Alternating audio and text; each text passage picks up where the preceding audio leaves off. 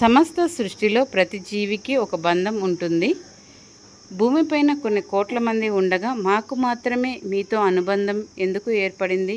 మీరు కుటుంబంగా భావించే ఇన్ని వేల మందిని ఏకకాలంలో మీ ఆశీర్వాదం ప్రతిరోజు అందించడానికి మాత్రమే.